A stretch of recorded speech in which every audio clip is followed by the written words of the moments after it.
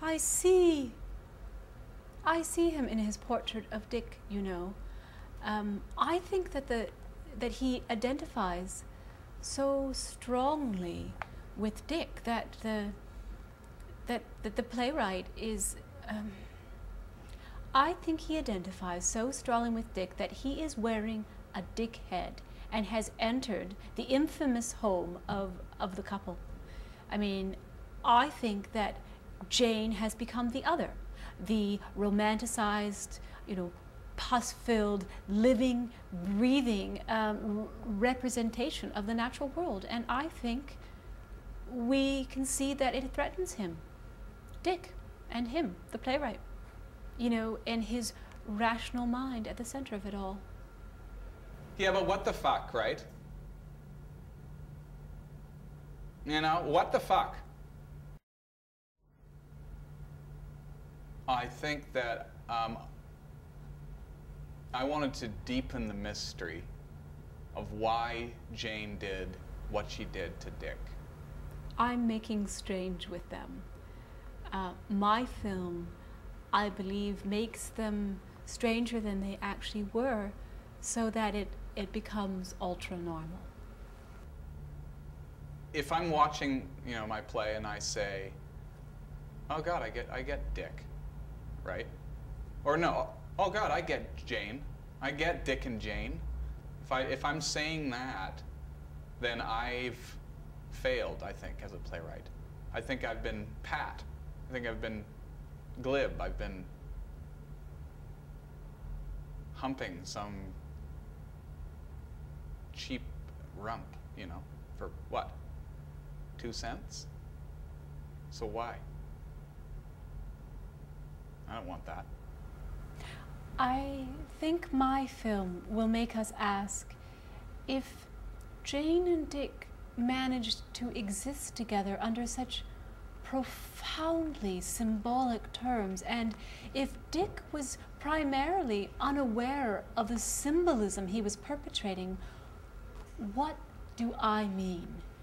Whose rectum have I wrapped myself around as a means of perceptual filtration?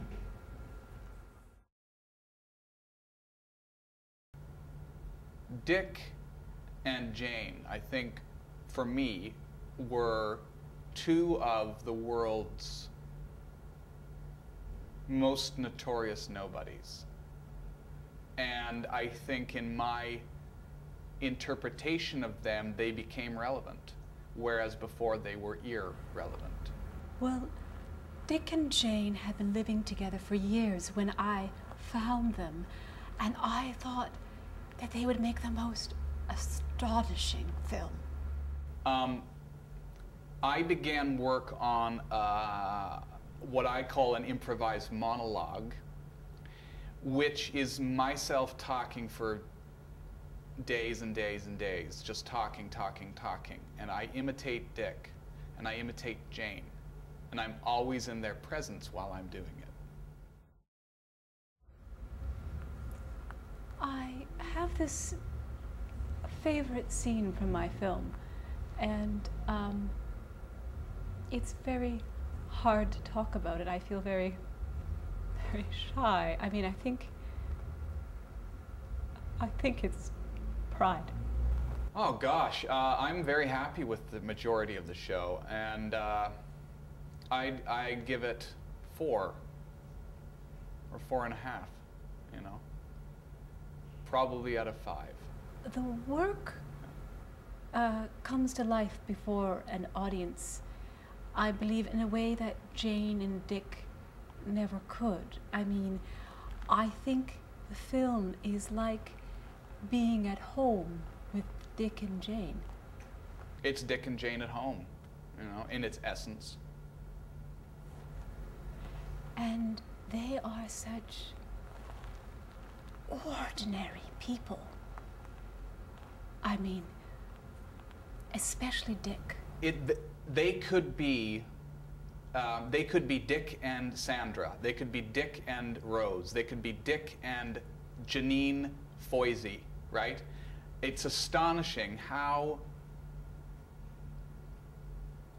fucking...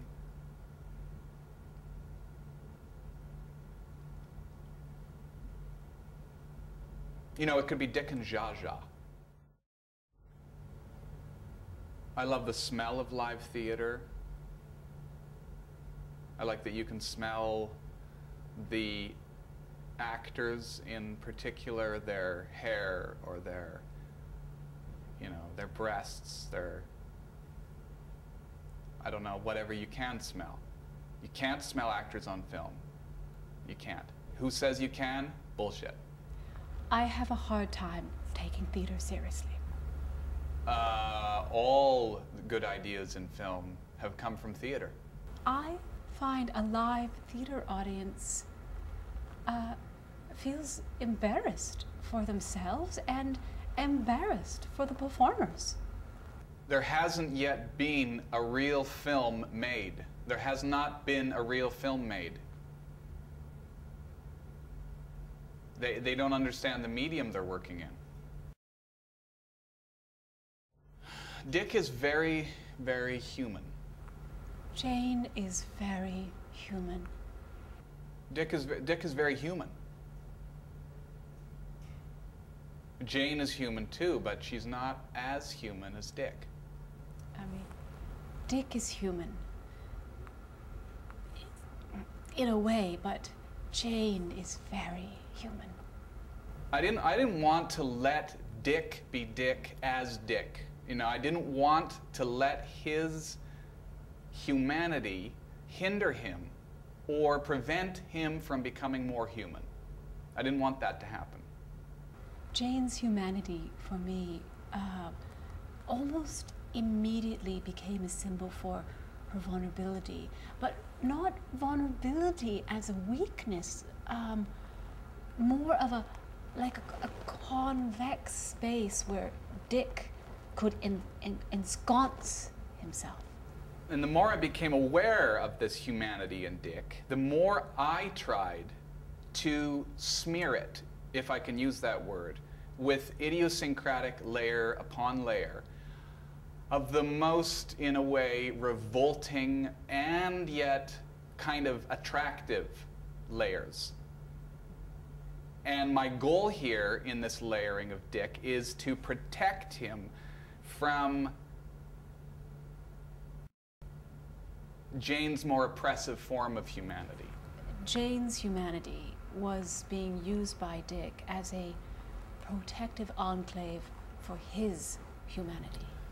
So in the play... So in the film... I have constructed a portrait of him which is thicker than the original Dick. I have fleshed out, I have added layers of flesh, of fat, of raw animal that gives Jane this presence. But at the nugget, though... In the nugget. In the nub of it... In the nub of it. There's this very human Dick and Jane. There is this very human Jane and Dick. Well, of course I'm aware of the stage version, the play. I became aware that she was in filming. I think I was in the middle of the 5th draft of my play. Yeah. So I went to the play with the actress that I had cast in the film as Jane, and... I mean, she had seen the play, okay, which is very apparent in the film. When the theater lights came up, I turned to her, and she had this look on her face. I mean, it was quite something. It was like, well, did he read the same book as you? I mean, it was like, you know... And I think, I mean, I read her film, and I know many people who read this, you know. Her film is an interpretation of my play, and a